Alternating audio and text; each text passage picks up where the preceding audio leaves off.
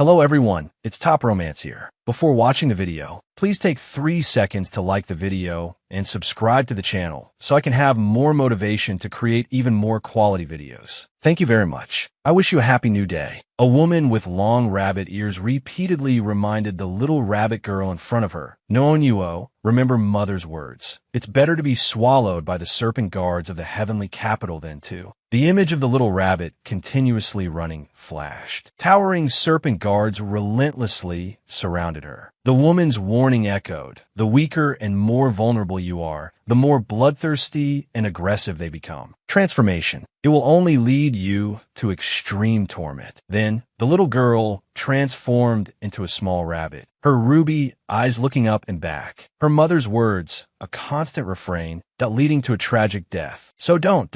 You can't transform in front of them. Under the moon and stars, the form of a black serpent undulated among the flowers. Before it, a multitude of rabbits of every color jostled one another. The scene shifted to brightly lit taverns filled with voices. Long-eared clan tribute. 99 top-grade spirit rabbits. The black serpent looked at the trembling rabbits before it, praising them without reservation. This tribute is excellent. Soft skin, tender flesh, very well nourished. Behind him, various serpent guards appeared, staring at the rabbits. Ho, look at these little ones trembling. Is this their first time seeing the serpent clan? Ha. Seeing the rabbits' fear, they grew even more excited. Transform quickly. This lord is most merciful and cherishes beauty. As the rabbits trampled each other, trying to avoid the black serpent's gaze, one cried out, "Sister, you stepped on my tail." Another shouted, "Hey, who kicked me?" Seeing the chaotic rabbits still refusing to transform, the black serpent slithered closer, flicking its tongue. Tributes that aren't chosen are sent to the heavenly fragrance rabbit restaurant to be cooked into. He paused, then listed a series of dishes: spicy rabbit head, numbed rabbit head, steamed 8 treasure rabbit, whole roasted rabbit. Hearing this, the rabbits quickly cried, "Hurry, transform." Then, a succession of beautiful rabbit girls appeared. Another rabbit quickly added, "Only by transforming and being chosen can we survive." The serpent clan members stared at the rabbit girls. At that moment, Nuo, still in her small rabbit form, darted towards the back, thinking, "Now's my chance. Gotta run." She leaped off the table and ran, thinking, "I can't be chosen. I still have an important mission to complete." Weaving through the legs of those present, she thought, "Where's my target, the great prince?" Suddenly, someone accidentally kicked Nuo, sending her flying. Oof, she yelped. Before she could recover, she tumbled like a ball. When she finally stopped, she lay flat on the ground at someone's feet, her head spinning. "I'm done for. If they discover I can't transform, I'll be cooked in a spicy numbed rabbit head." Just then, the person beside her noticed the little rabbit. He nudged her with his foot. "Is it dead?" Nuo jerked her head up. "Nonsense. I'm still." Before she could finish, a man with black hair and an icy face stared down at her. Seeing him, she panicked, lowering her head in fear. Royalty, she thought, but then a hand lifted the frozen rabbit into the air. After Nuo trembled, observing the person before her, she thought to herself, "This serpent guard seems soft." Then the little rabbit continued her internal monologue.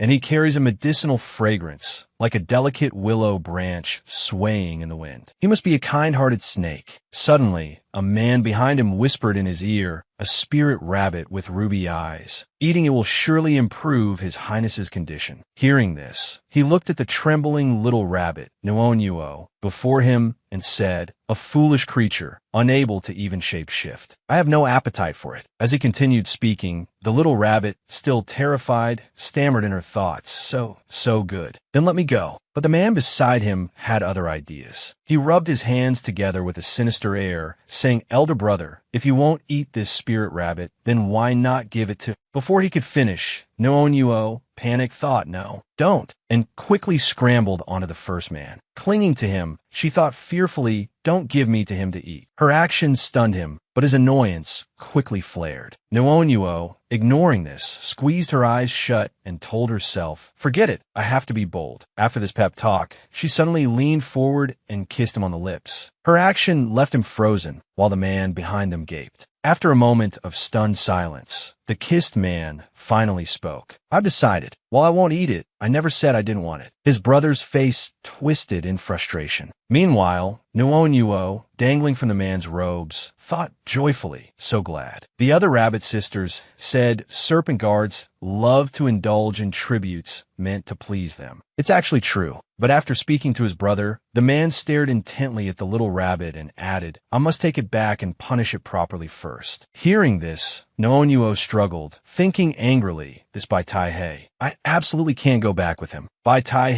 in Nuo's mind, was someone with a harmless, gentle exterior, but in reality, he was insidious, decisive in his actions, and cruel. As Nuo continued to struggle and curse him silently, he pulled her close against his chest, warning, move again, and I'll skin you right now. Hearing his threat, she instantly froze, thinking, a smart rabbit doesn't court disaster. No moving, then no moving. Her internal justification stemmed from the saying, a good man doesn't suffer immediate losses, meaning a wise person understands the present situation and temporarily avoids unfavorable circumstances to prevent harm. Night had fallen. In a palace, a hand rested on the edge of a bath, steam rising from the hot water within. Nuo, now confined in his grasp, was placed on a table. A servant, after finishing his tasks, approached the screen and bowed, saying, Third Highness, the rabbit is here. I shall take my leave. Hearing this, Nuo wondered, Third Highness. Nuo looked towards the screen, where the silhouette of a bathing figure was visible. So, he's the third son of the heavenly capital, known as the Night King, Tang Tuesday. She pondered. The heavenly capital has a total of 7 princes. The eldest prince, known as the majestic king, Jiangji, controls the military and political power. He slays beasts like it's nothing and is the most favored prince of the heavenly capital's ruler. He's the next in line to rule. She slowly considered the man bathing behind screen. And this third prince, known as the Night King, is perpetually ill, the least regarded of the princes. Finishing her thoughts, Nuo sighed internally. She slumped down, weeping, brought back to his residence. It seems my only fate is to be eaten. I'll probably be stewed into soup by tomorrow. She continued to lament, I'm such a pitiful little rabbit. Mid-lament, her stomach rumbled. Nuo's tears flowed even more freely. On top of everything else, I'm hungry. Just then, a childish voice rang out beside her. Are you hungry? Drawn by the voice, Nuo turned to look and was instantly startled. Before her stood a young serpent guard, his characteristic serpentine eyes fixed on her. Terrified, her fur bristling, she thought, who is he? The boy continued to stare at Nuo, his youthful face flushing slightly. He then opened the door and extended a hand, saying, Come here. Nuo, bewildered, slowly reached out her paw, thinking, could he be helping me? Once she was within reach, he gently stroked her soft fur, saying as he walked, I'll take you to eat something delicious. Nuo's eyes widened in alarm. He's taking me away right under the third prince's nose. She quickly glanced around. The figure behind the screen was gone. Where did he go? She wondered. The young serpent guard led Nuo away and presented her with 2 plates of food. Little rabbit, do you want some crispy fried meatballs? And there's chicken drumsticks too. They're delicious. He chirped. Nuo wrestled with her conscience. If I'm caught, I'm doomed. My own rabbit legs will be the ones getting fried. But it smells so good. But little rabbits shouldn't eat chicken drumsticks. Please don't copy me. The young serpent guard placed the plate of chicken drumsticks in front of Nuo. She stared at him, dumbfounded. He looked at her and asked, Are you the tribute brought back to nourish my body? Nourish who? Nuo thought, confused. Wasn't I brought for the third prince? Lost in thought, she felt a warm hand stroking her head. The boy wagged his tail, soothing her, Don't be afraid. You tributes are all so foolish. This king doesn't want to eat you. Nuo pondered his words. This tone, this appearance, it's just like that nasty man who likes grabbing rabbit tails. Unless... Her eyes widened in realization as she covered her mouth with her paw. He's the son of the venerable Night King. Lost in her deductions, a skewer of meat appeared before her. He was sitting beside her now, offering her the skewer. Holding another one himself, he said, Let's eat together. Then we'll be accomplices. Nuo stared at him, bewildered. After they had eaten their fill, only the moon and the rustling leaves remained. They lay down together on the straw, the boy holding her close as they drifted off to sleep. Nuo, nestled in his embrace, thought contentedly, this little serpent guard hands are so soft and gentle, so comfortable. I'm getting sleepy. The moon gave way to the bright morning sun. The sounds of people bustling outside grew louder. Nuonuo, startled awake, thought, someone's coming. She looked beside her. The boy was gone. That little serpent guard. He left without waking me. I'm doomed. I have to get out of here. Two maids entered the room,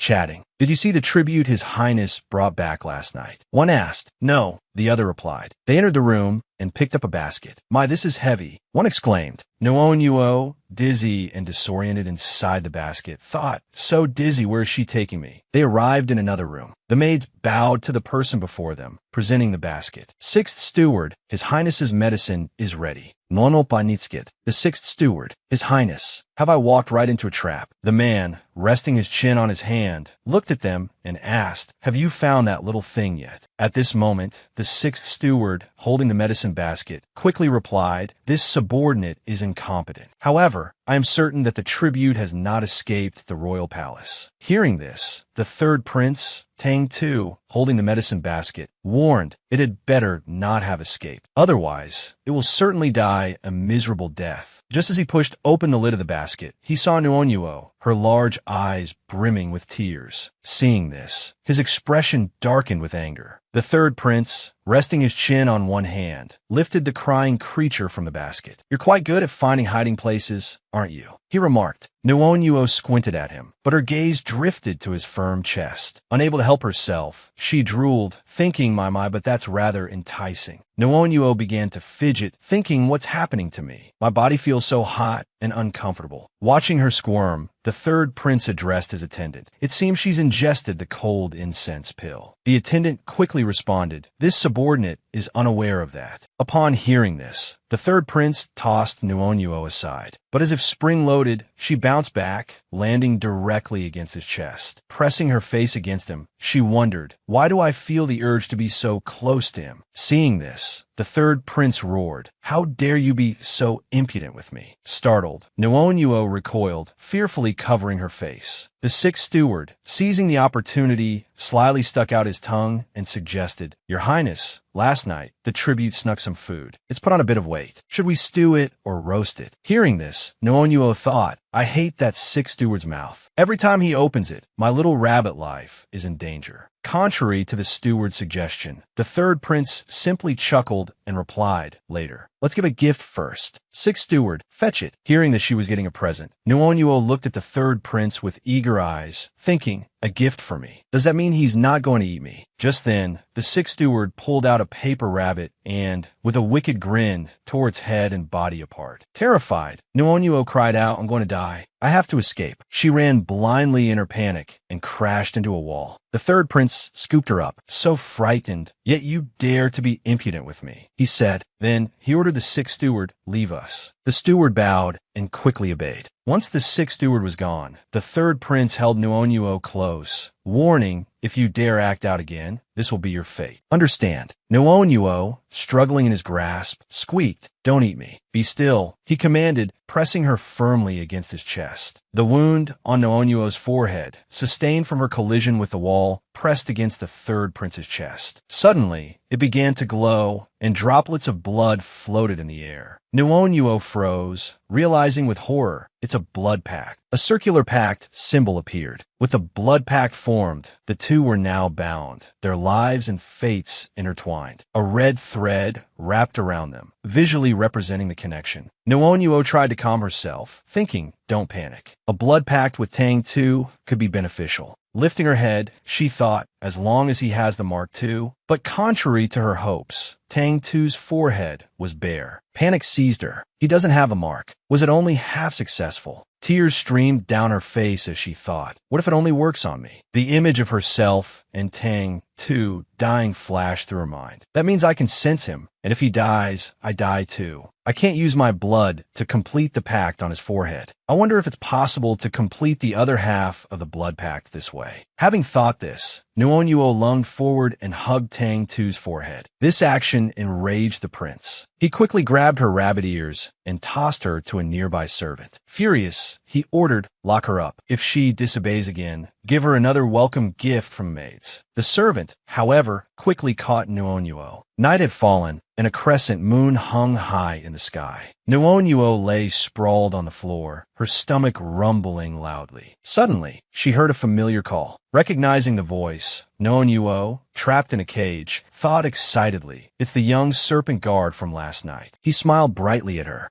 He offered her a chicken leg, saying, "Here." After releasing her from the cage, the young serpent guard sat beside her, wagging his tail. While petting her, he said, "You must have been terrified today. Don't worry, I'll tell him not to bully you anymore." Hearing his words, Nuonuo looked at the young serpent guard, thinking gratefully, "He's so kind and gentle. It's a good thing he didn't inherit his father's terrible temper." He then looked at Nuonuo, who was gnawing on the chicken leg, and said, "You have to be careful, though. When he's angry, he doesn't even listen to the emperor or empress. No one in the heavenly capital can control him." Holding the chicken leg, Nuonuo looked up at him, thinking he said emperor and empress. Could he not be Tang Tu's son? But the young serpent guard, oblivious to her curious gaze, continued, "I have a secret I've been keeping for a long time. I really want to tell you, but I'm afraid if I say too much, you'll be silenced." So, before he could finish, Nuonuo lunged forward and covered his mouth with her soft paws, thinking, "You shouldn't say it." He gently stroked her little nose and said with a smile, "You're a clever tribute. I like clever people." He then patted her head and continued, "Don't worry, I'll think of a way to save you." The next morning, the sun was high in the sky when Nuonuo sleepily awoke. She sat up abruptly, thinking in a panic, "I overslept, and the young serpent guard didn't wake me up." She frantically looked around, thinking, "If I'm discovered out here, I'm definitely dead." Then, her eyes landed on the prince lying on the bed. Nuonuo realized with horror, he's still asleep. This is so dangerous. I have to get back into the cage quickly. She hurried towards the cage, stretching her paws towards the table where it was placed. But just then, a figure appeared behind her. Seeing the figure, Nuonuo broke out in a cold sweat. Tang Tu, seeing the scene before him, asked, trying to escape. Hearing his question, Nuonuo vigorously shook her head, thinking, no. But he continued, "He must have told you already. In this heavenly capital, there's no place safer than my royal residence. If you want to survive, you must be obedient."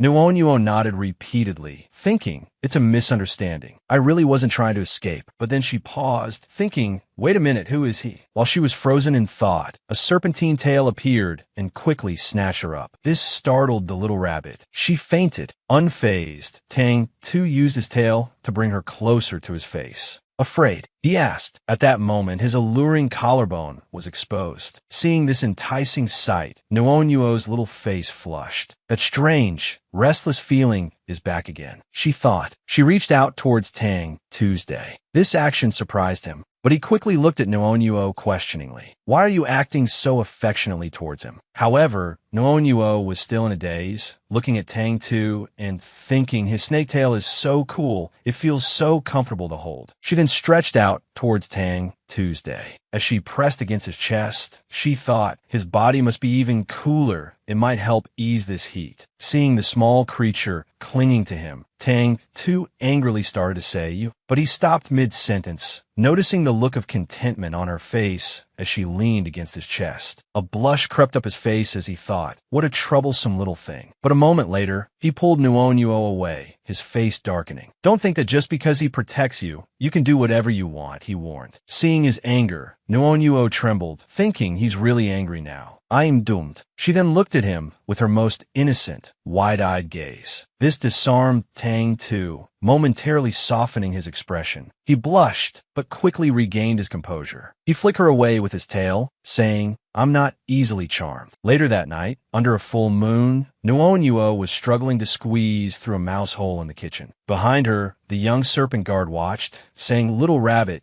you're getting quite the appetite. Hurry up, it's almost dawn." Nuonuo, stuck halfway, wiggled and gestured for help. Seeing her predicament, the young serpent guard pushed from behind while she kicked her legs, encouraging herself. Almost there. After half an hour of struggling, they both collapsed on the floor. The young serpent guard, sweating, said breathlessly, "What are we going to do? What if you can't fit through the hole anymore?" Sneaking snacks will be impossible. Nuonuo, equally exhausted, thought defensively, "Who says I can't?" But then her attention was drawn to a small window window high on the wall. She patted the young serpent guard, pointing. He lifted her up, and she whispered, pointing at the window there, "We can go through there." The young serpent guard looked up at the window. Once Nonyuo was perched on the windowsill, she looked back and gestured for him to follow. "Come on, hurry up." The young serpent guard hesitated, blushing. I don't like climbing windows," he stammered. Nonyuo, observing his demeanor, thought, he doesn't look like he dislikes it, more like he's scared. Could he be afraid of heights? Seeing her silence, the young serpent guard quickly added, "Wait a moment, I'll transform into a snake and slither out the hole. Then I'll carry you down." Back at the royal residence, the moon hung high in the night sky. Once outside, the young serpent guard picked Nonyuo up. "Little rabbit, you're getting heavy. I can barely carry you," he complained. Nonyuo squeaked in protest. Morning arrived. Tang Tu held Nonyuo up by her tail, his chin resting on his hand. "You seem to have gained some weight recently," he observed. Nonyuo, annoyed, wriggled, thinking, why does everyone keep saying I'm fat? Tang Tu, ignoring her protest, poked her belly with his tail. "You've definitely put on some weight," he teased. Nonyuo, dizzy from being poked, and swung around, thought, I'm getting so dizzy my brain is about to fall out. Tang Tu then held her up, looking at her intently. "It seems you've never worried about my safety, have you?" he asked. He then ordered sternly, "Look at me." Nonyuo quickly averted her gaze, thinking, "You're like a nightmare. I wouldn't dare look." Before she could finish her thought, Tang Tu snapped, "What's with that look?" He then tossed her aside in frustration. Then his eyes widened in anger as he demanded, "What do you even like about him? Is it his stupidity? Are you just as foolish as he is?" After being thrown, Nonyuo clutched her aching head, glaring back at him. "He doesn't just despise me," she thought. "He despises the young serpent guard too. How could he? What kind of person talks about their own son like that?" The more she thought about it, the angrier she became. Nonyuo couldn't contain herself and turned her face to the wall, stamping her feet repeatedly. Seeing this, Tang Tu rubbed his chin, looking at the small creature. "Honestly," he said, "you can't even protect yourself, and you're worried about him." Unable to resist, he poked her backside with his finger. "It seems you've been well fed lately. It's about time." He trailed off, implying something ominous. Hearing this, Nonyuo whirled around, giving Tang Tu a furious look, her expression also filled with confusion. Later that night, under a full moon, Nonyuo perched on a windowsill, looking down at the young serpent guard. She wondered who was kind enough to put a ladder here. Then, she gestured to him. Young serpent guard, climb up quickly. Seeing Nonyuo's signal, the young serpent guard obediently replied,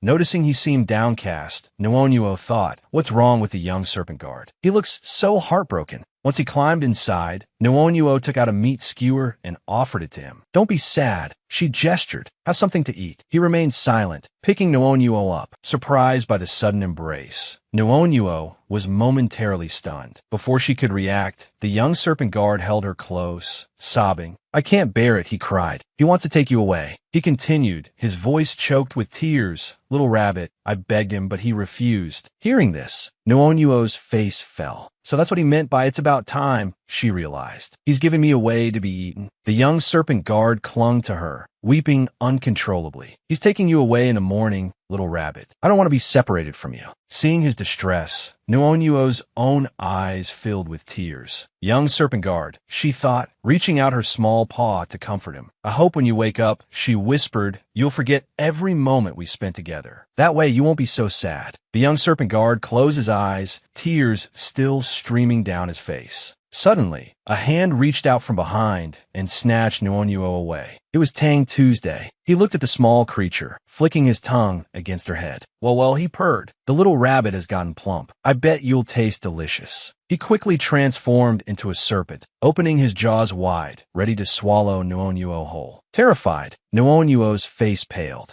She screamed internally. The cry echoed throughout the royal residence. Don't eat me, a young woman cried, covering her face with her hands. After the initial panic subsided, she calmed down, opening her ruby-red eyes and looking around. Then, she looked down at herself in shock. I've transformed, she thought. Once she regained her composure, she looked at the person in front of her. Why is it him? She wondered. Where's the young serpent guard? I need to change back and return before he wakes up. But she was held tightly in Tang Tu's embrace. When she struggled to break free, she panicked, then blushed, looking at the person holding her. Damn it, he's so heavy, she thought. If I were in my original form, he'd crush me flat. Meanwhile, Tang Tu continued to sleep soundly, holding her close. Perhaps because of her struggles, he furrowed his brow and groaned. Then, he opened his eyes, looking at the woman in his arms. Seeing that escape was impossible, she stammered, Good morning. A moment later, Tang Tu was fully awake and dressed. He looked at Noonyuo, his voice sharp. You've got some nerve, little thing, transforming in front of me. Have you forgotten everything I told you? Hearing him speak like that, she panicked. Sitting up abruptly, she exclaimed, Wait, I'll change back to my original form right away. But after blurting that out, she froze, realizing her mistake. She stammered internally, Change back how? How do I do that? In her panic, Tang Tu's voice cut through.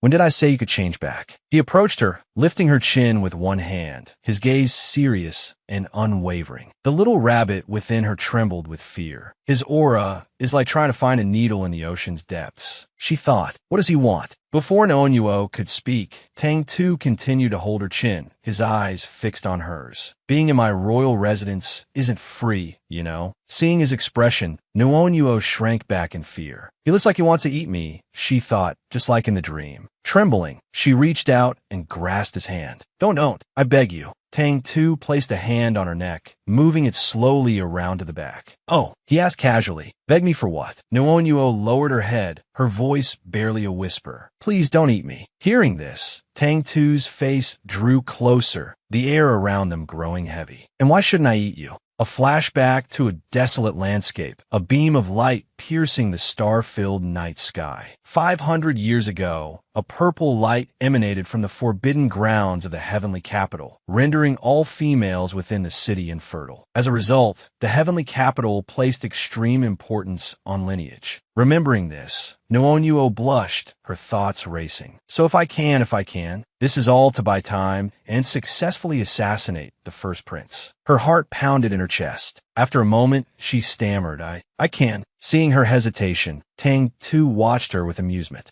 Noonyuo struggled to form a complete sentence. I think myself. She urged herself on internally. Come on, say it. It's all for Princess Shui. The image of a female rabbit from the Hai-Nu tribe flashed through her mind. Summoning all her courage, Noonyuo brought her face close to Tang Tu's. Suddenly, a puff of smoke enveloped them. When it cleared, a rabbit sat before Tang Tu's. Noonyuo, now back in her rabbit form, blushed furiously. What just happened? Did it regress? After considering the situation, he picked up the trembling rabbit. This emperor rabbit, he mused. Suddenly, two figures appeared outside. Your Highness, one of them announced, Prince and has arrived. A purple fan entered, followed by a voice. Third brother, you're up late today. It was Prince and Tang Shu, the sixth prince of the heavenly capital. He strolled in with a smile. You promised to give me the tribute today. The sixth prince had been beaming since he entered. Noonyuo turned to look at him, thinking this sixth prince looks delicate, but with that playful, extravagant air, will he eat me? The image of a beautiful woman and a man flashed through her mind. It's rumored that Consort Lin, the sixth prince's mother, is formidable. A third of the heavenly capital's military power is practically in her hands. Lost in thought, Noonyuo jumped as a hand suddenly grasped hers. Tang Tu stared at her, taking a liking to him, little thing. Hearing the irritated question, Noonyuo shook her head vigorously, squeaking chit, signaling no. No. Tang Shu looked at them both in bewilderment, then said with amusement, Third brother, I thought you always hated these tributes. Why are you so fond of this one today? Tang Tu stared back at him, while Noonyuo, still held captive in his hand, cried internally. But as she stood there, frozen, the sixth prince, Tang Shu, reached out to touch her. Tang Tu swiftly pulled her back. Seeing this, Tang Shu grumbled, can't even touch her. Tang Tu, ignoring him, held Noonyuo close. Noonyuo, who had been crying like a frightened rabbit, now stared blankly in his embrace. After a moment of sulking, Tang Shu, his eyes sparkling, asked, Brother, you said you'd give me that gluttonous, lecherous rabbit. Where is it? Noonyuo, nestled in Tang Tu's arms, felt as if two arrows had pierced her tiny rabbit heart at being labeled gluttonous and lecherous. She silently cursed Tang Tu's day. Great, just great. You're spreading rumors about me now. Noonyuo glared at Tang Tu with all the fury her small form could muster. He merely blushed and cleared his throat. Composing himself, he pressed her head down with one hand and looked at his younger brother. What do you plan to do with her? Tang Shu responded enthusiastically. Make her earn money, of course. My Heavenly Secrets pavilion relies on these tributes. Nuonuo felt a wave of helplessness and anger. I knew I wouldn't have a peaceful life here. Hearing his brother's intentions, Tang Tu asked, a tribute that bites. Can that even make money? Tang Shu's interest only grew. Bites. Good. Most tributes are timid and weak. One that bites must have a strong personality. The rabbit fighting ring I have. Some of them earn me quite a bit of money. Nuonuo felt her soul leave her body. Rabbit fighting ring. She imagined herself in a ring, facing a large, menacing black rabbit, being punched and crying until she fainted. The horrific image fading, Nuonuo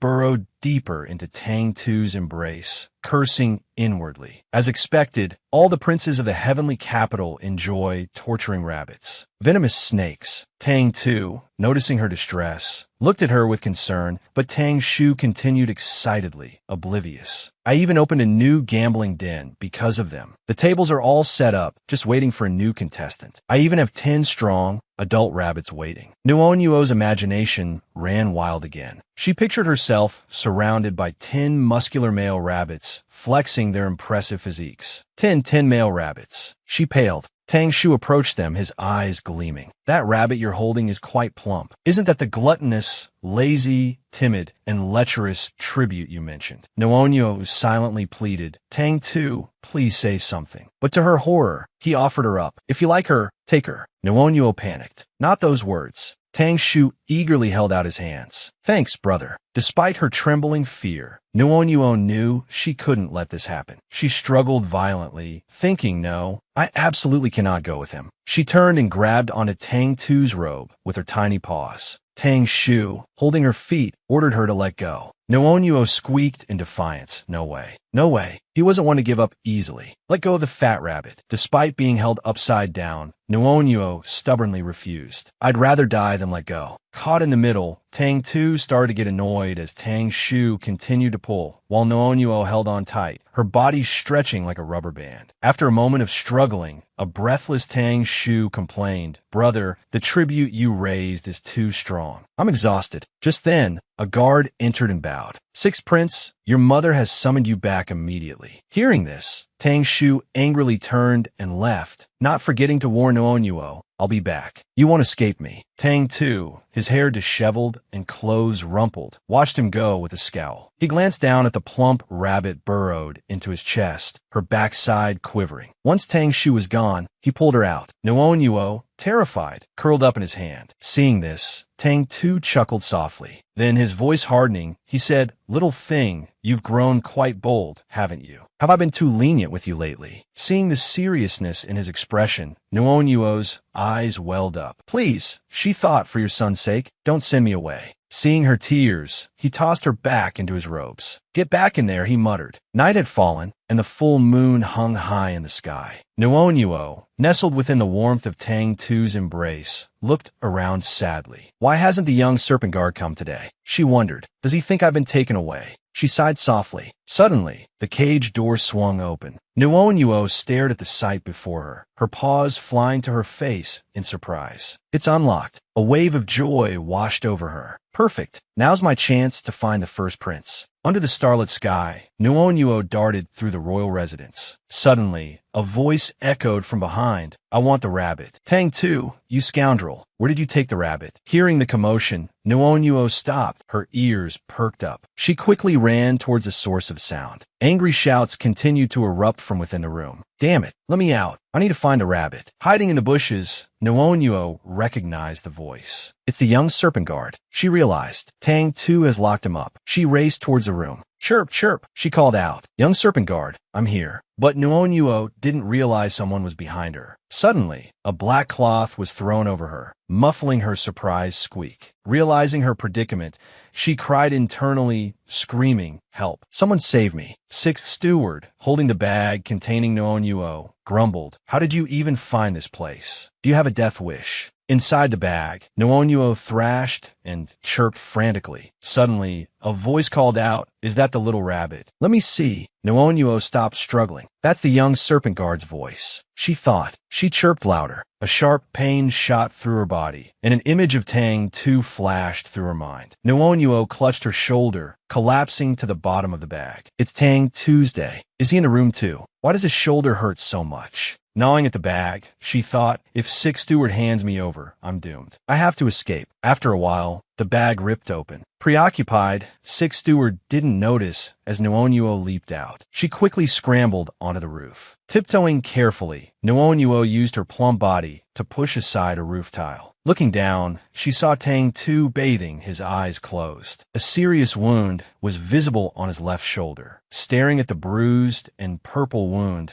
Noonyuo wondered who could have injured him like this. She pressed her face against the tile, suspicion growing. "Strange. I heard the young serpent guard voice earlier, but where is he now?" Sixth steward entered, bowing hesitantly. "Your Highness," he began, regarding the matter from earlier, "the first prince is demanding answers." Tang Tu, still soaking in the bath as someone applied medicine to his wound, snapped, "You can't even handle something this trivial. What use are you?" Noonyuo, perched on the roof, watched the scene unfold. "It looks like Tang Tu has been poisoned," she thought. She leaned forward, a chilling thought crossing her mind. Could he die? We're bound by a blood oath. If he dies, I'll... Lost in thought, the tile beneath her shifted, and she tumbled down into Tang Tu's bath. Noonyuo's sudden splash sent water spraying onto the bather's face. Tang Tu calmly grasped Noonyuo's tail, her head still submerged, gurgling as she spluttered. Lifting the plump rabbit from the water, he frowned. "How is it you?" he asked. But Noonyuo, preoccupied with coughing up water, paid him no mind. Meanwhile, the sixth steward, glancing back at his now empty bag, exclaimed, "When did she?" He scooped up Noonyuo, ignoring her struggles. "Who brought you here?" he demanded. Noonyuo, unfazed, pointed a paw towards a corner of the room and chirped. The sixth steward, startled, looked in the direction she indicated and nearly dropped the bag. Tang Tu's gaze, sharp as a knife, fell upon him. Trembling, the sixth steward bowed. It must have been, when it heard the young serpent guard's voice, it wanted to get inside. "I had just caught it, Your Highness." Tang Tu cut him off, turning his attention back to Noonyuo. "So, you came looking for him," he said. "Do you know what his relationship is to me?" Noonyuo, taking a gamble, nodded vigorously and squeaked, hoping to convey the word father and son. Tang Tu waited for her to elaborate. Noonyuo shook her head. The young serpent guard's warning echoed in her mind. "The more you know, the faster you die." A faint smile played on Tang Tu's lips. He flicked Noonyuo's forehead. "You guessed wrong," he said. Noonyuo, nursing the growing lump on her head, could only think wrong. Ignoring her confusion, Tang Tu handed her to the sixth steward. "Keep an eye on her," he ordered. "Don't let her cause any more trouble." The sixth steward hastily accepted the wriggling rabbit. Safe in his grasp, Noonyuo looked back at Tang Tu, wondering, can he read my mind? The blood oath is only half complete. The next day, the sixth steward brought medicine to Tang Tuesday. "Your medicine, Your Highness," he announced. Tang Tu, lying in bed, replied, "Leave it there." A moment later, the door closed. At that moment, Noonyuo peeked her head out. After confirming it was indeed Tang Tu, she hopped towards the bed.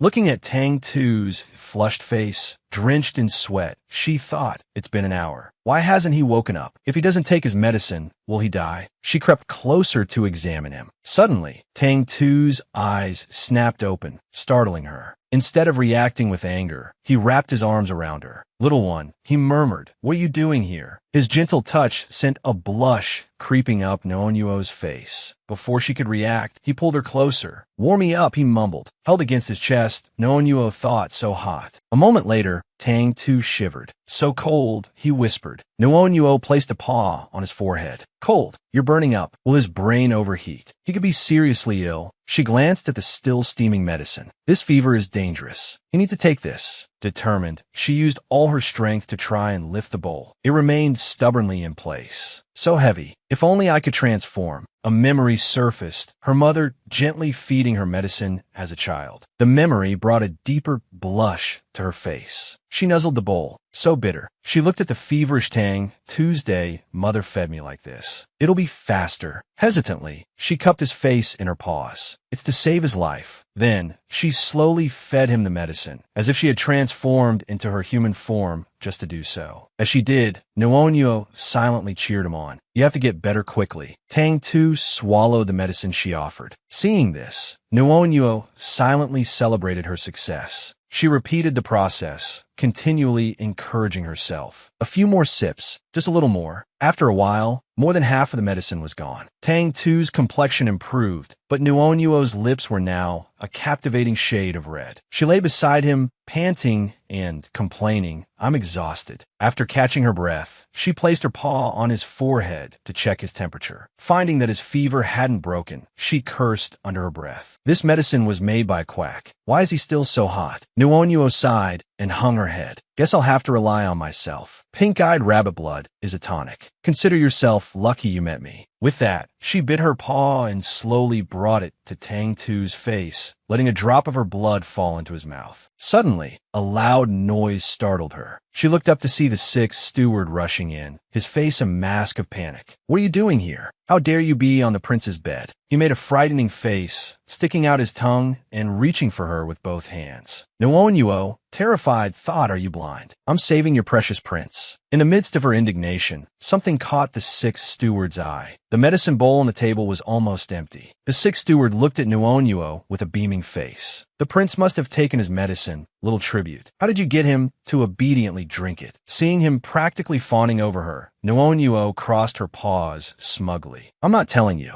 It'll drive you crazy. Her smugness seemed to irritate the sixth steward, who pinched her cheek hard. His admiring expression vanished, replaced by a furious glare. He pinched her cheek again, threatening, if Consort Na finds out the prince spends all his time with a tribute, she'll have you cooked in a spicy rabbit stew. Nuonyo listened to his threat, but her mind was elsewhere. Consort Na, Tang Tu's mother, the emperor's favorite concubine. Her serpent eyes narrowed. She's a deceitful woman and incredibly possessive. She won't tolerate any tribute getting close to her son. Lost in her fearful thoughts, she was jolted back to reality by Tang Tu's voice. Shut up, you're so noisy. He turned over in bed, silencing the two of them. Hearing his master speak, the sixth steward slapped himself. Nuonyo, looking at him with pity, thought, you can talk, but don't mention Consort Na. She then scurried over to the medicine bowl. Taking a mouthful of medicine, she went back to Tang Tu and fed it to him. After he swallowed, she held out her paws as if to say, see, that's how it's done. The sixth steward, having witnessed the whole thing, clutched his face in horror. He grabbed Nuonyo and shook her violently, wailing, you impudent tribute. How dare you disrespect the prince? My prince is no longer pure. Nuonyo, feeling dizzy from being shaken, thought resentfully, what's the big deal? A few hundred kisses won't kill him. She recalled her life before arriving at the heavenly capital. Before we're presented to the Serpent Emperor, we tributes have other options besides being eaten. The court officials showed us the tribute survival guide. Images of Nuonyo in class flashed through her mind. Tribute survival guide. Her face darkened as she remembered the contents of the book. The aesthetics of those serpent emperors, the way they mistreated tributes. Playing it cool, Nuonyo shrugged, as if to say, that filthy image is truly unbearable. Compared to what I just did, it's hardly worth mentioning. But the sixth steward wasn't paying attention to her. He was looking out the window. The sky was gradually darkening, and the moon had risen. Panic seized him. I am doomed. It's almost time. I can't let this rabbit discover the prince's secret. Thinking fast, the sixth steward reached towards Nuonyo. His action left her bewildered, a giant question mark hanging over her head. Then, a series of sounds rang out. The moon had climbed high, casting an ethereal glow over the night sky. Tang Tu sat up abruptly, his face flushed and stuck out his tongue. Oh, what was that? My mouth tastes so bitter. He looked at the sixth steward, curiosity in his eyes. Ini, what's in your hand? Let me see. The sixth steward, hiding the cloth bag behind his back, stammered, Your Highness, it's just a dead rat. I was about to dispose of it. Don't look. Inside the bag, Nuonyo's tears began to fall. Oh no, I can't speak. I'm suffocating. Ignoring the steward's words, Tang Tu craned his neck to see what was behind his back. The more he peered, the more panicked the sixth steward became, clutching the bag tighter. After a moment of observation, Tang Tu said innocently, but it's clearly still moving. The sixth steward broke out in a cold sweat, his hand trembling as he tried to explain, "It's my hand shaking, Your Highness. I have an old injury on my wrist. I'm momentarily weak." While Tang Tu still looked puzzled, the sixth steward quickly darted away, calling back, "Your Highness is still injured. Please continue to rest." After he left, Tang Tu muttered, "He's acting very strange." "Don't you think so, Rabbit?" Hearing no reply, he looked over at the empty cage in alarm. "Where's Rabbit?" Meanwhile, the sixth steward had run out into the hallway, bent over and panting from exertion. Suddenly remembering something, he pulled Nuonyuo out of the bag and shook her frantically. "Hey, little tribute, are you still alive?" Nuonyuo said, "Spoon, I will be dead if you keep shaking me. I'm so dizzy." The sixth steward's face suddenly paled. Looking at the motionless rabbit in his hands, he pulled a dagger from his sleeve. Holding the dagger, he looked at Nuonyuo lying limply on the table and said slowly, "Since you already know the prince's secret, you won't live for long anyway." Suddenly, Tang Tu appeared behind him. Hearing these words, Tang Tu stared blankly at the steward. "What secret? What are you talking about, Ini?" The sixth steward raised a dagger, his eyes cold. "His Highness is destined for great things. He cannot be hindered by you." Suddenly, a voice rang out, "Rabbit." Nuonyuo's glazed over. Pink eyes flickered back to awareness. Just as she began to regain her senses, a thud echoed through the room. Blood splattered. The bloody dagger clattered to the floor. Tang Tu, having pushed the sixth steward's hand away, looked at Nuonyuo with concern. "Are you all right?" he asked, his voice laced with worry. Nuonyuo, clutching her wounded paw, weakly replied, "Young serpent guard, don't cry." Seeing her like this, Tang Tu cried out in fear. "No," he shouted, lunging forward and biting the sixth steward's hand. "You bad man, let Rabbit go." The sixth steward raised his hands in surrender, letting Tang Tu punch and cry, "I'll beat you to death. I'll beat you to death." Despite his efforts, Tang Tu's punches lacked any real force, causing the sixth steward to break out in a cold sweat nonetheless. After the commotion died down, the sixth steward grabbed Tang Tu by the shoulders. "Please calm down," he pleaded. Then, turning back to Nuonyuo, still motionless on the table, he continued, "Now, while it's still fresh, eat it quickly," the sixth steward urged. "Your Highness, just eat it and you'll recover." Hearing these words from behind him, the young serpent guard fell silent, tears streaming down his face. He wrenched himself free from the sixth steward's grasp and cried out, "I won't eat it. I hate you. Give me back, Rabbit." Hearing his words, Nuonyuo thought to herself, "Thank you, young serpent guard. Thank you for trying to save me. But alas, this is my fate." A memory flashed through her mind. A freezing winter, lying unconscious in a deep pit. A female rabbit reached out and saved her. "I'm sorry, Princess Tuette," she thought. "I can only repay your kindness by surviving." Then, the image of a man appeared, a cruel smile twisting his lips. 2 years from now, as promised, you will marry the first prince," he sneered. "That weed who treats human life like grass." The image shifted to a rabbit bride, controlled by someone called the first prince of the heavenly capital. Nuonyuo, now visualizing herself as a helpless human, thought, "I'm not resigned to this. I'm not resigned." A rhythmic thumping echoed around her. Tears streamed down her face as she repeated in her heart, "I'm not resigned." Suddenly, a light emanated from the wound on her paw. Suddenly, a hand picked Nuonyuo up. The sixth steward, holding the rabbit in one hand, bowed his head to the young serpent guard. "Your Highness," he said, "I'll hand it over to the kitchen."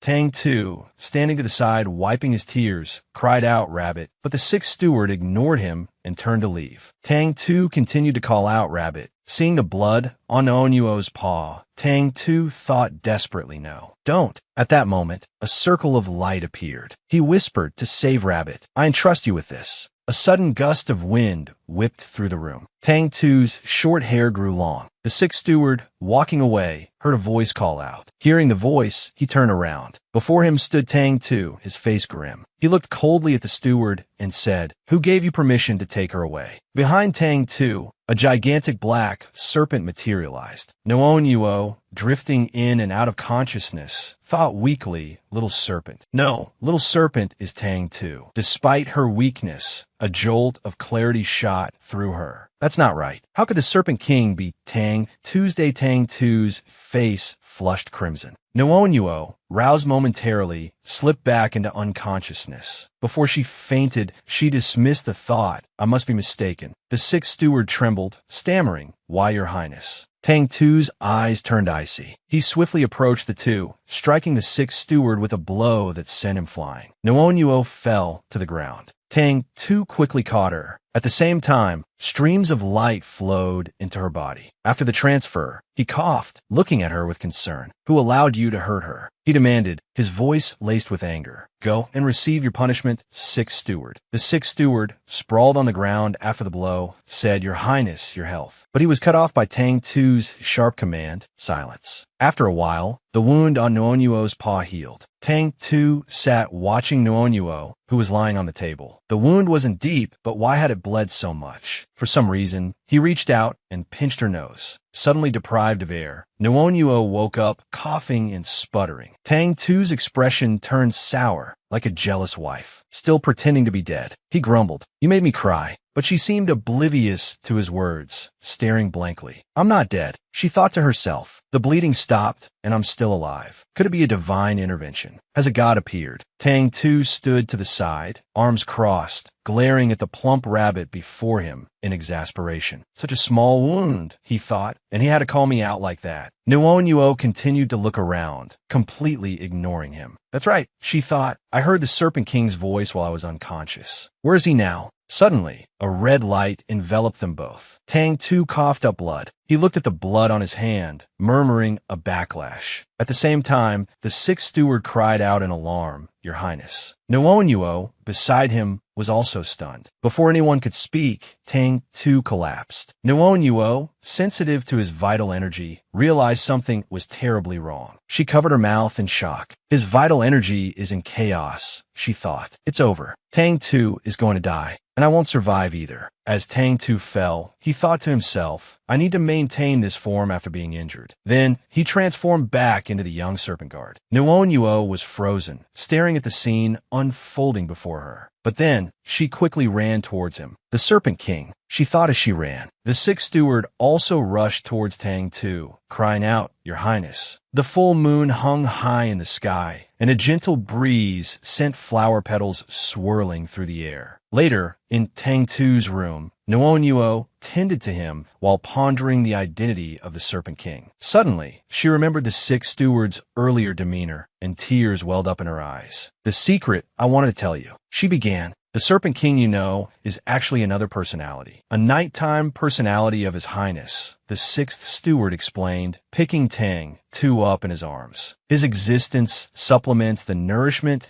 and spiritual energy His Highness needs. He then glared at Noonyuo, his eyes filled with malice. But because of you, he forced himself to wake up. If anything happens to His Highness, Consort Na will tear you to shreds. Noonyuo stood speechless, stunned by his words. Now, cradling Tang 2's youthful face in her hands, she thought, whether you're the Serpent King or Tang 2, I hope you'll be safe. She brought the paw she had bitten earlier, the one she had used to give him her blood, close to his nose. The faint scent of blood lingered in the air. Smelling it, Tang 2 reached out and gently bit her paw. The sudden pain jolted Noonyuo awake. Tang 2 continued to suck on her paw. Drink more, she thought. You need the strength. The next morning, Noonyuo woke up from a dream, thinking, my bottom feels strange. A hand was touching her plump rabbit bottom. Now fully awake, she blushed crimson. Hey, where are you touching? She thought. Suddenly, with a pop, Noonyuo transformed back into her human form. Why did I transform back? She wondered, bewildered. Looking down at herself, she blushed even deeper. Oh my goodness, where are my clothes? Realizing she was lying naked next to Tang 2, she gasped. Could it be that I was injured last night, gave blood to the Serpent King, and didn't have enough spiritual energy to maintain my clothing? Noonyuo slowly sat up, looking nervously at the man beside her. What do I do? Please don't wake up. As she lifted the blanket, a chill swept over her. Oh my, it's so cold. She quickly pulled the blanket back down. Suddenly, her body pressed against Tang 2's chest. Her face burned bright red. This position, it's just like in the books.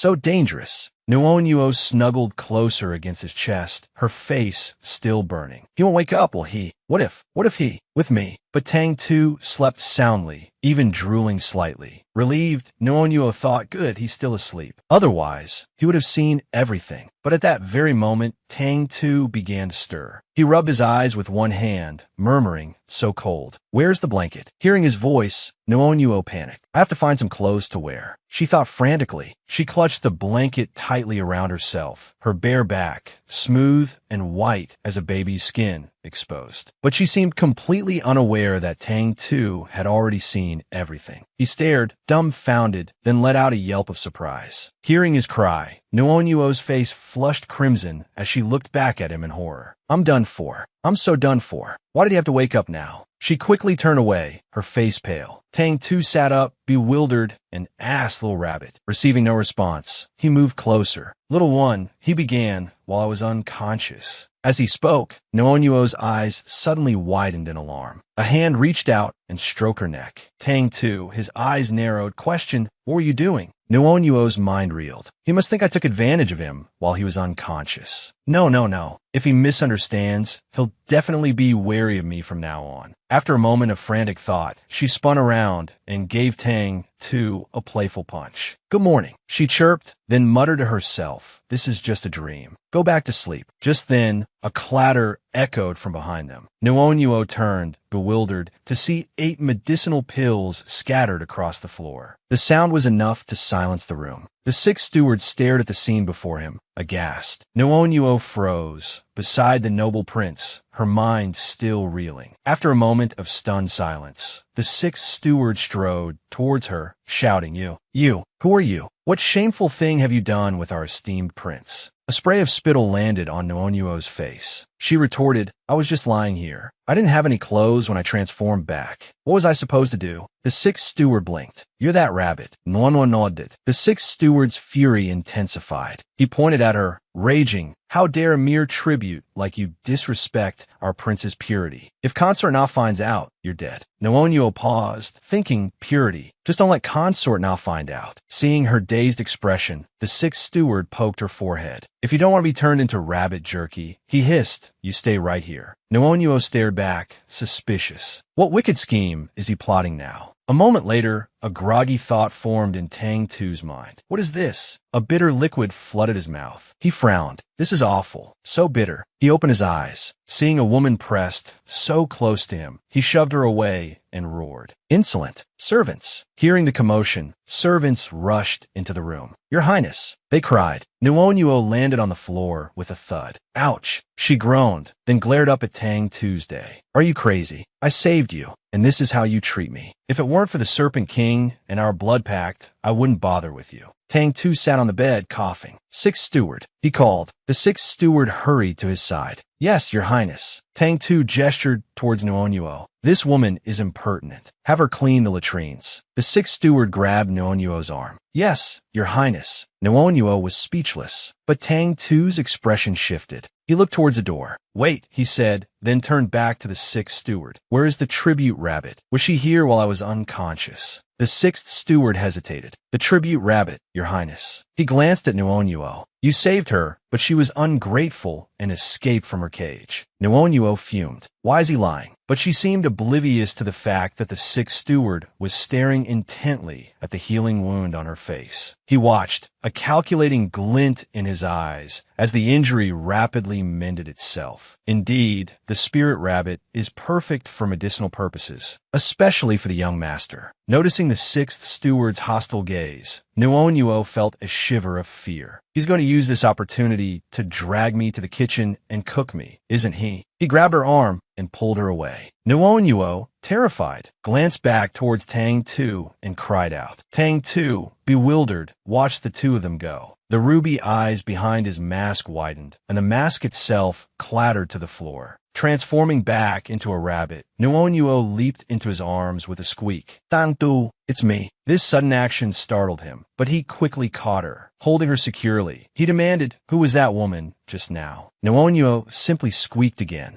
Piecing things together, Tang Tu thought, so it wasn't a dream. He recalled the events before he lost consciousness. The powder under my fingernails. It must still be on her back. He poked her forehead. Little one, transform again. Show me. Nuo shook her head vigorously. Transforming isn't something I can do on command. Tang Tu lifted her closer, his mouth close to her ear. So, you're telling me, he whispered, that while I was asleep, you transformed, stripped naked, and crawled into bed with me. What were you planning to do? Nuo was speechless. He remembers me knocking him out. He'll never let me go now. The sixth steward, who had been lurking in the corner, suddenly spoke up. She has wicked intentions, Your Highness. If my subordinate hadn't administered the medicine, who knows what scandalous acts she might have committed. I believe she should be made into medicinal soup. Nuo bristled. That damn sixth steward is framing me. Leaping from Tang Tu's grasp, she thought desperately, being made into soup is worse than. She raised her hand to her mouth. Tang Tu watched her actions, stunned. Wait, Nuo put her blood into my medicine. She held up her bleeding hand. See, drinking my blood can heal you too. So don't kill me. Tang Tu's voice was cold. Who allowed you to do that? Nuo trembled, clutching the 8 medicinal pills. I saved him, and he's angry. Why? She dejectedly pushed the pills towards him, lost in thought. But it's too precious to waste. Tang Tu picked up the pills. I don't need you to save me. Nuo clenched her fists. Why is he so fierce? He's so ungrateful. Tang Tu took her small hands in his, stood up, and looked directly at her. If you are a spirit rabbit, you cannot use your spiritual power so carelessly. Don't do that again.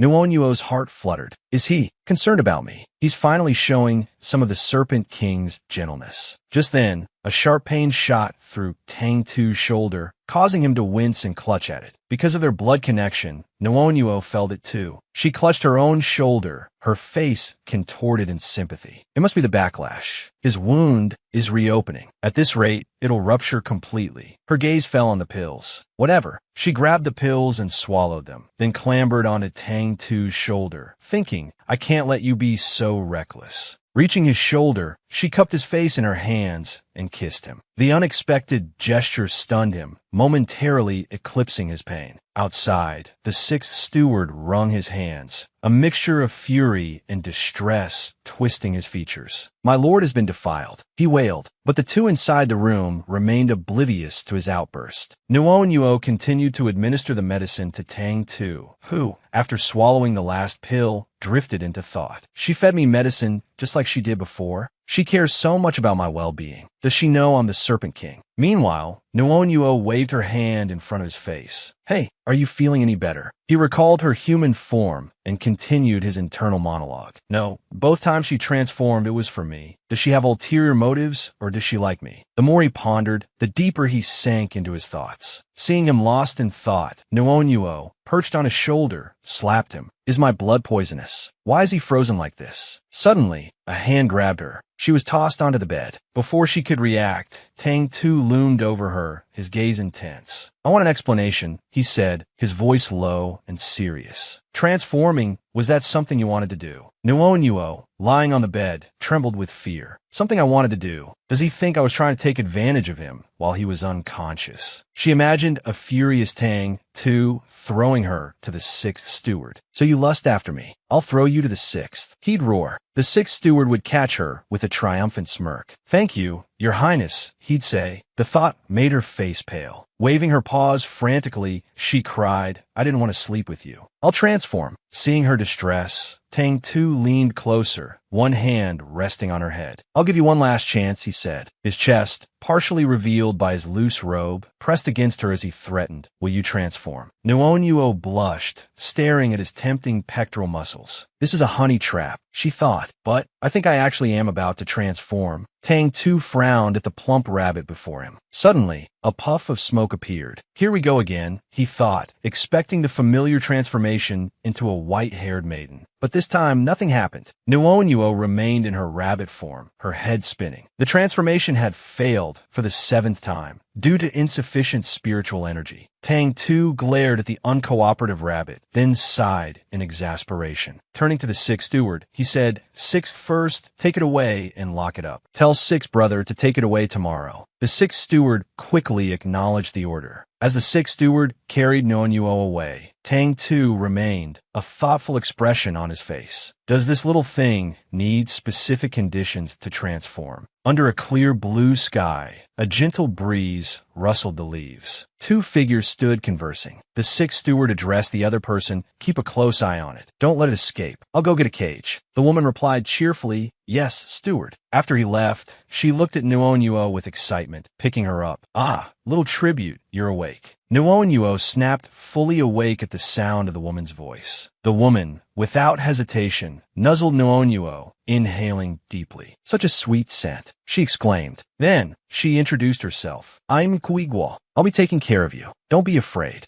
Nuonuo, however, was less than reassured. With those bloodshot eyes, how can I trust you? Suddenly, Chuegua's expression turned sinister. Her mouth opened wide, revealing rows of sharp, pointed teeth. Terrified, Nuonuo bolted. Running is my only option. Her sudden movement enraged Chuegua, who lunged after her without hesitation. Chuegua gave chase, her tongue lolling out in fury as she yelled, Little tribute, don't run. Nuonuo, seeing her pursuer gaining ground, panicked. She ran faster than she ever had in her life. After a desperate sprint, she collapsed. She lay sprawled on the lush green grass of a secluded courtyard, gasping for breath. I almost died at the hands of the sixth steward last night, she thought. I've used up so much energy, I can't run as fast as usual. After catching her breath, Nuonuo sat up and looked towards the buildings ahead. I just need to push myself a little further, reach Tang 2. Determined, she leaped out from the bushes. Suddenly, everything went black. Nuonuo, utterly bewildered, opened her eyes wide, trying to make sense of her surroundings. As her vision cleared, a chilling thought gripped her. Not again. Is it Chuegua or the sixth steward? A hand holding a black cloth bag came into view. It was Tang Shi, grinning triumphantly. The old saying, wait for a rabbit by a tree, truly never fails, he chuckled. Inside the bag, Nuonuo furiously clawed at the fabric. Who do you think you are? Let me out. Tang Shi, feeling her struggle, relented. All right,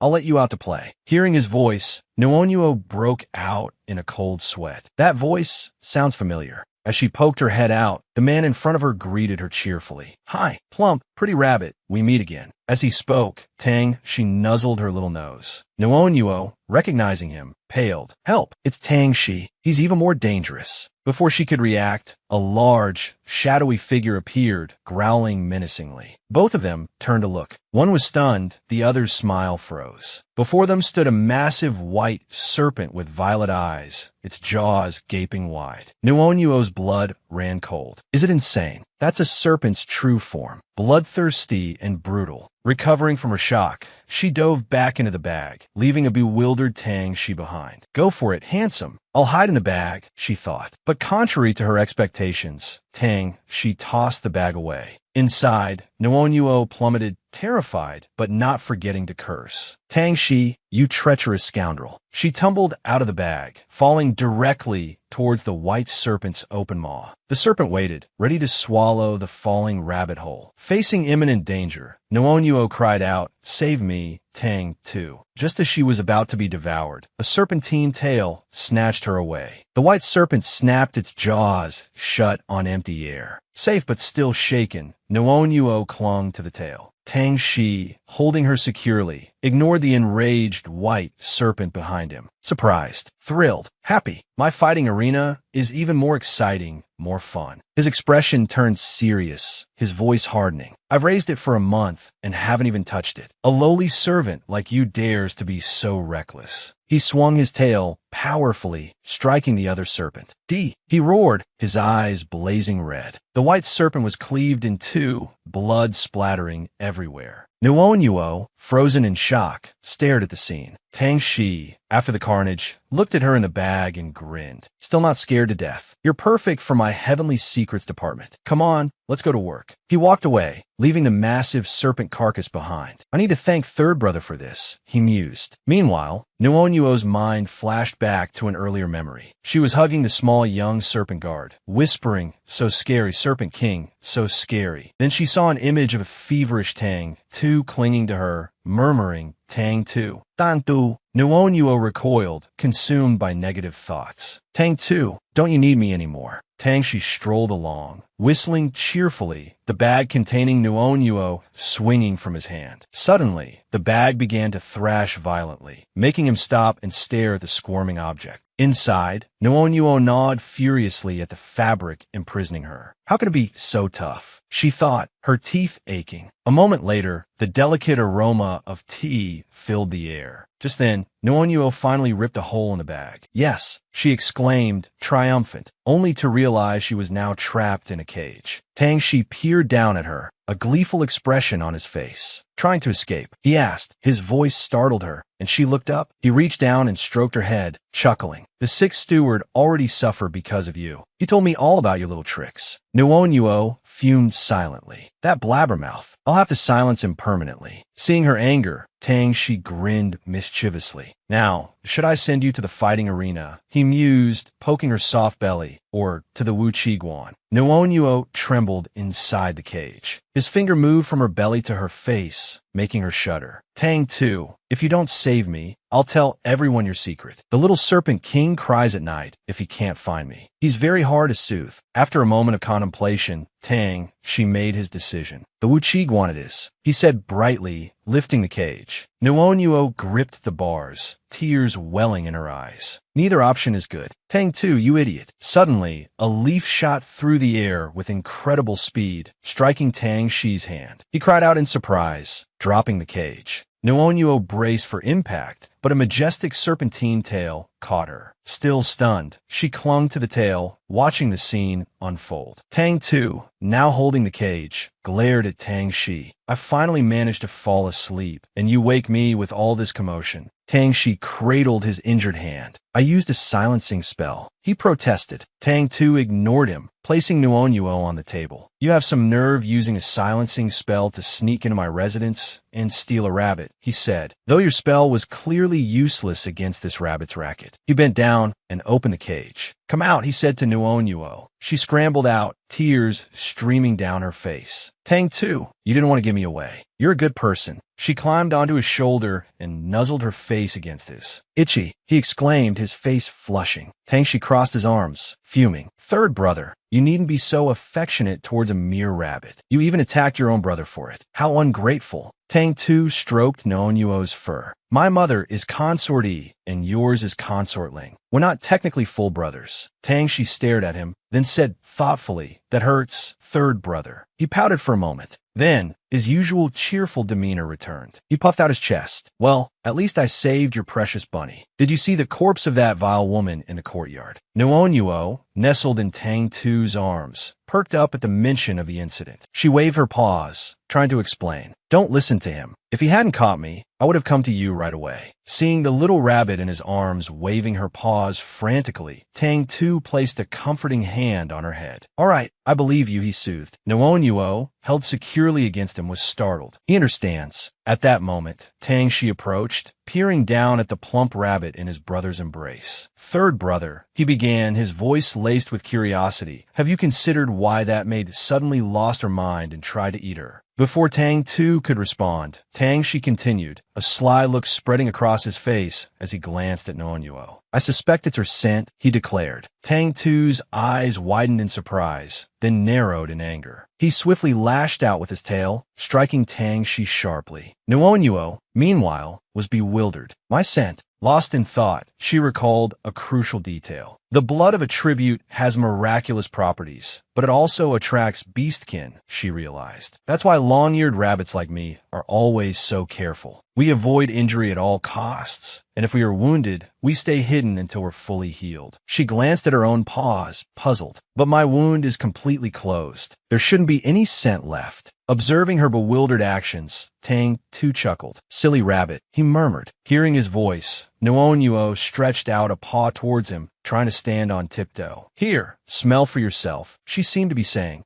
However, in her eagerness, she stumbled, her paw landing squarely on his lips. Donc tu es face flushed crimson. He quickly scooped Nuonuo up and deposited her back in the cage. "Get in there," he muttered, still flustered. As if to further ensure her confinement, he draped a cloth over the cage and locked it. "Stay put for a few days," he instructed, "and no running around." Nuonuo stared at him, dumbfounded. Once the cloth was securely in place, she couldn't help but think, was that really necessary? Not just the cloth, but the lock too. Meanwhile, Tang Tu stood lost in thought, a hand resting on his lips. Night had fallen, and a crescent moon hung in the star-studded sky, its light reflected in the still waters of the lake. At Tang Tu's residence, a hand reached out and began to unlock the cage holding Nuonuo. The clicking of the lock roused Nuonuo from her sleep. Rubbing her eyes, she wondered, what's that noise? How long have I been asleep? As she came fully awake, she looked up and saw the figure before her, her eyes widening in surprise. But the Serpent King is still here. The young serpent, noticing she was awake, grinned. "Little rabbit, you're up," he exclaimed. He leaned closer, peering into the cage. He hid the key. He whispered, his voice tinged with disappointment. "I can't open the cage. I can't take you to eat." Nuonuo listened intently. Once he finished speaking, she pointed upwards with her paw. "Take the whole cage." She gestured. The night sky above the capital city shimmered with stars. A ladder leaned against the wall, leading to a small window. The young serpent looked at it hesitantly, then at the rabbit cage in his arms. No, he mumbled. "I'm afraid of heights." But Nuonuo, oblivious to his fear, was lost in her own world, her mouth watering, a blissful expression on her face. "It smells so good. I'm so hungry." Seeing her lack of response, the young serpent glanced at her. He took in her yearning expression. Little rabbit must be starving, he thought. After a moment of hesitation, he set the cage down. "Wait for me, little rabbit," he reassured her. Nuonuo looked at him, confusion clouding her features. He turned towards the ladder, his face a mixture of apprehension and determination. Taking a deep breath, he steeled himself. Then he ran towards the ladder. Nuonuo watched, astonished by his sudden burst of energy. A loud bang echoed in her ears. Fearful of the height, but unwilling to let little rabbit go hungry, the young serpent had thrown himself against the window. The force of the impact burst it open. Clutching his shoulder, he exclaimed triumphantly, "It's open." Tang Shi, clutching the cage frame with both hands, stood beside the shattered window. He glanced anxiously back towards the room, thinking, Little Serpent King will be here soon. He quickly turned, lifted the cage containing Nuonuo, and, looking at the plump rabbit inside, said, "Little rabbit, let's go eat." Inside a hidden room, a feast was laid out. Nuonuo leaned against the side of the cage, happily munching on the delicious food, a blissful expression on her face. But then her attention shifted to the young serpent beside her. She looked at him curiously. "Little Serpent King," she asked, "why aren't you eating?" Tang Shi hesitated, then replied, "I don't have much of an appetite today." Hearing his answer, Nuonuo recalled Tang Tu's refusal to take his medicine earlier. Now, the Little Serpent King wasn't eating either. She sighed inwardly. These two, one refuses medicine during the day, the other refuses food at night. Even iron and steel couldn't withstand that. With that thought, she pushed a plate of meat towards him, firmly insisting he eat. Seeing her persistence, Tang Shi reluctantly picked up a chicken leg. After a moment of hesitation, he took a bite, but immediately afterwards, he began to cough uncontrollably. Nuonuo, watching anxiously from inside the cage, thought, Little Serpent King. His face flushed. Tang Shi took her paw in his. "Little rabbit," he said, "I don't know how much longer I can stay with you." Before she could react, he continued, his voice low, "He saved you yesterday, but if I hadn't been there, no one could have stopped him from hurting you. You need to find a way to escape." Nuonuo stared at him, her mind reeling. Does the Little Serpent King know he's going to disappear? She remembered Tang Tu's demeanor from the previous day. Yesterday, I sensed a killing intent from Tang Tu, but I didn't know who he wanted to kill. Tang Shi continued to gaze at her intently. She looked back at him, lost in thought. But now, looking at the Little Serpent King, I suddenly understand. The image of Tang Tu pushing the Little Serpent King into the water under the full moon flashed through her mind. She saw him slowly sinking beneath the surface, and a wave of unease washed over her.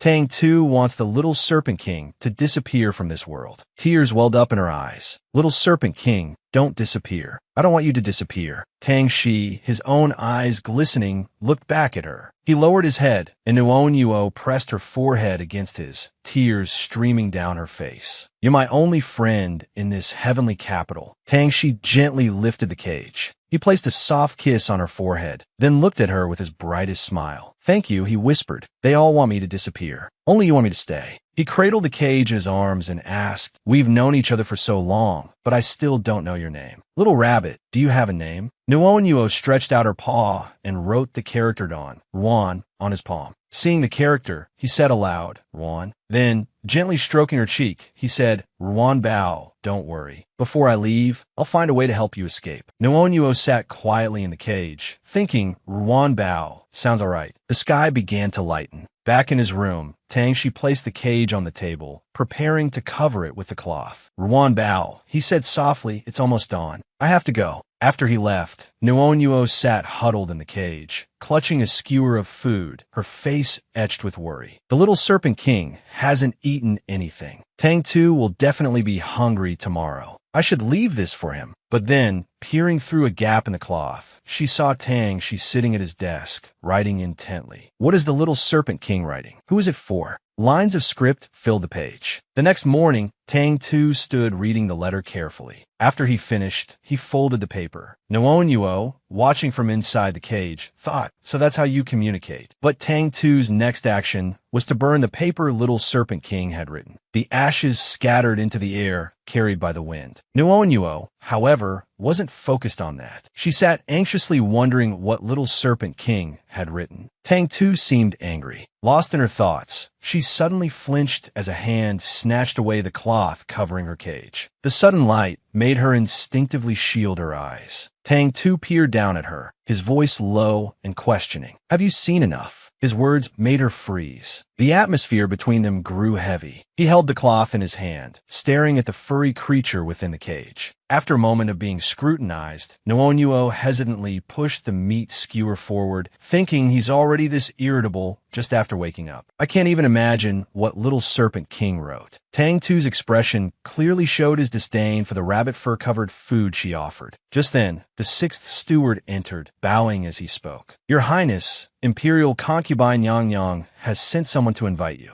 Tang Tu turned his head and replied, "Understood." Nuonuo, still bewildered inside the cage, watched his retreating figure and let out a few distressed squeaks. "Don't go. Let me out," she thought desperately. While she was still lamenting, a young woman entered, carrying a plate of food. Nuonuo stared at her, wondering who she was. The woman placed a plate beside the cage and introduced herself. "I am Tao Gua, sent by the Phoenix King to care for you." Hearing this, Nuonuo covered her mouth with a paw, amused. So Tang Tu still has a conscience after all, she thought. The woman remained silent, seemingly unfazed by the plump rabbit's assessment. This little thing, although young, there's no guarantee she won't go mad. Just like Shu Chui, Tao Gua mused. It's a good thing this lock, she probably can't open it. Time ticked by. Eventually, both woman and rabbit drifted off to sleep. A hand holding a cloth approached Tao Gua. Swiftly, the cloth covered her mouth and nose. After she fell into a deep slumber, an older man, his head wrapped in a cloth, looked at the unconscious woman and gave an order. "Take her away." The masked man calmly lifted Nuonuo's cage. "Yes," he replied. More time passed. Nuonuo stirred, slowly waking from her drugged sleep.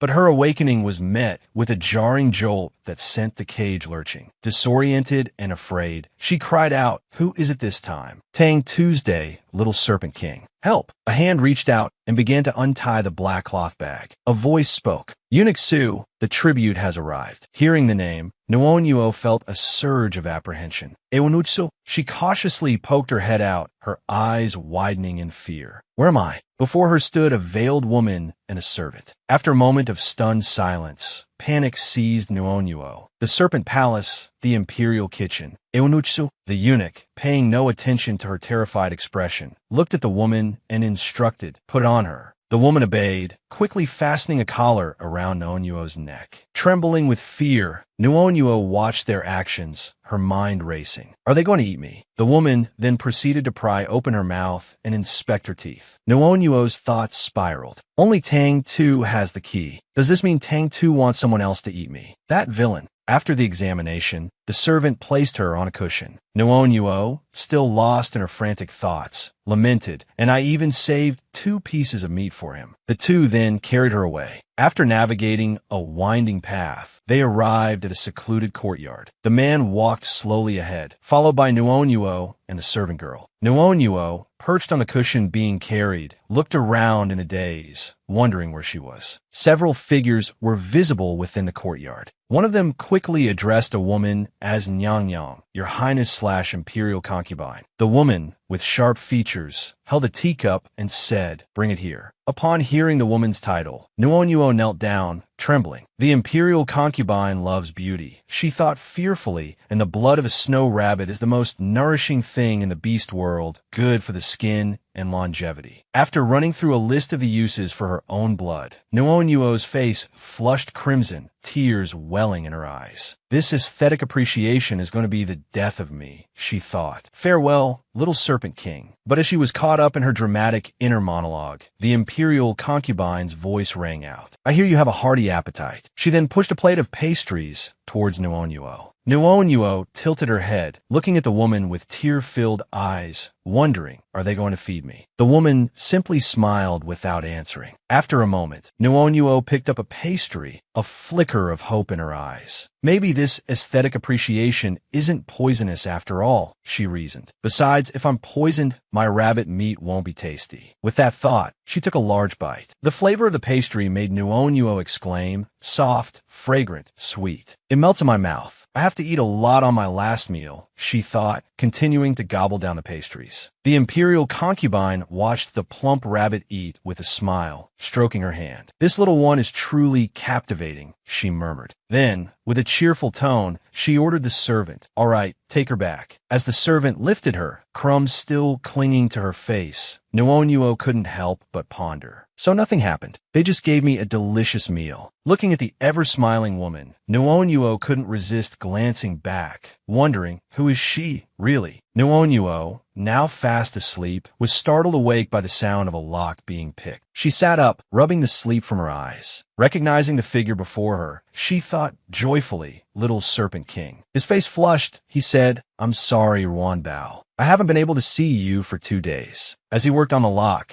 Nuonuo watched, thinking Tang Tu hasn't transformed into little serpent king for the past 2 nights. After struggling with the lock for a while, he exclaimed triumphantly, "Finally, it's open." Nuonuo reached out her paws towards him. He, in turn, reached unsteadily towards the plump rabbit, but before he could touch her, he collapsed to the ground. Nuonuo stared in shock at the scene unfolding before her. When he regained consciousness, Nuonuo scrambled down to where he lay, crying out in alarm, "Little Serpent King." He spoke weakly, "Ruanbao, you must escape before I disappear. I have to save you at least." Nuonuo's thoughts raced in fear. "Little Serpent King, don't die." He then lost consciousness again. Panic welled up inside Nuonuo. It's not even dawn yet, and Little Serpent King is about to turn back into Tang Tuesday. Just then, a pink light enveloped her. Tears welled in her eyes. "My aesthetic, Little Serpent King's time is getting shorter and shorter. If I use my blood, the blood of a spirit rabbit can heal wounds on the flesh." Having made up her mind, Nuonuo transformed into her human form. Gently lifting Little Serpent King, she mused, maybe it can even mend a fragmented soul. Tears streamed down her face as she kissed him and transferred her blood. "Please don't die," she prayed, "my only friend." After transferring her blood to him, she looked at the person in her arms. His appearance seemed to have stabilized. The Little Serpent King remained unconscious, nestled against her. Nuonuo suddenly remembered something. Stroking her rabbit ears, she mused, "Although it wasn't perfect, this seems to be the first time I've successfully transformed on my own. What exactly happened?" Lost in thought, she noticed the unconscious figure in her lap murmur. His weak cry of mother pierced Nuonuo's heart. She began to hum softly, comforting the Little Serpent King as he slept in her lap. Stroking him gently, she pondered, "The Little Serpent King can only exist when Tang Tu is afraid. What can I do," she wondered, "to make the Little Serpent King exist forever?" The next morning, the wind blew stronger than usual. Inside Tang Tu's room, Nuonuo sat silently before a table laden with food. Seeing that the usually ravenous little rabbit hadn't touched a single dish, Tang Tu asked. What's wrong? No appetite today. Or did he feed you so much last night that you don't want my food anymore? Stung by his sarcasm, Nuonyuo stuck out her injured tongue. Isn't it because I hurt myself saving you? He ignored her explanation, poking her forehead. So you bit your own tongue in your sleep. What a stupid rabbit. Propping his chin on one hand, he toyed with her long rabbit ears, curiosity in his voice. What did you two do last night that made you turn human? Nuonyuo stammered. I don't know how I transformed. I just did what I've always done with you before. Is that so? He recalled the image of her feeding him medicine. You've done that with me too, he thought. Pinching her cheek, he warned, he is him, and I am me. You can do that with me, but not with him. Nuonyuo protested against his illogical words as he continued to pinch her cheek. Aren't you two the same person? Suddenly, Lu Yi entered, bowing as he spoke. Your Highness, Imperial Concubine Yang Yang has sent someone to retrieve that gluttonous tribute rabbit. Nuonyuo's eyes widened in alarm. Pointing at herself, she squeaked me. She scrambled behind Tang Tu, clutching his arm with pleading eyes. Why is your mother looking for me? Is she going to eat me? Save me, Tang Tuesday. I don't know how to turn back into a rabbit now. He glared at her, then said to Lu Yi, take her away. The image of Lu Yi dragging Nuonyuo away, a fat rabbit clinging to Tang Tu, flashed before her eyes. However, the situation and characters were slightly different this time. As Lu Yi dragged Nuonyuo by her hair, he thought, this girl, how is she so strong after turning human? Nuonyuo tugged at Tang Tu's sleeve, repeatedly crying out in refusal, being dragged away for the second time. Her expression was a mix of helplessness and anger. In the midst of the struggle, the ties securing Tang Tu's flimsy covering came loose, revealing his toned abdomen and sharp lines. Realizing her mistake, Nuonyuo quickly released her grip, stammering, I didn't do it on purpose. He didn't respond, his gaze fixed on his exposed torso, his anger intensifying. Lu Yi, standing behind them, was also furious at Nuonyuo's actions towards his beloved prince. Seeing the trouble she'd caused, Nuonyuo hurried towards Tang Tu, readying his sash as she said, I'll help you tie it back. From Tang Tu's perspective, the sight of Nuonyuo meticulously readying his sash, her face flushed with embarrassment, was captivating. Suddenly, as she worked, her hair became entangled with the sash. Her face reddened further as she realized her predicament. My hair is stuck. How embarrassing. I need to get it out quickly. Just then, he seemed to realize something was amiss. Her heart pounded in her chest. Nuonyuo's fingers fumbled with the knot, growing increasingly flustered. Why does my body feel so strange again? After finally managing to retie the sash, Tang Tu caught her hand. He looked at her and softly said, don't touch me so carelessly. Nuonyuo's heart hammered against her ribs. Blushing, she stared at him. My heart is beating so fast. If I'm going to transform back, I need the right conditions. I have to try. Just then his grip tightened, pulling her closer. Ignoring her trembling, he leaned in, his hands clasping hers tightly. He whispered in her ear, is your heart beating this fast because of me? A soft chuckle followed, sending shivers down her spine. Nuonyuo's blush deepened, her heart still racing uncontrollably. Before she could explain or protest, Tang Tu looked directly into her flushed face and remarked, truly a lustful little rabbit. Nuonyuo squeezed her eyes shut,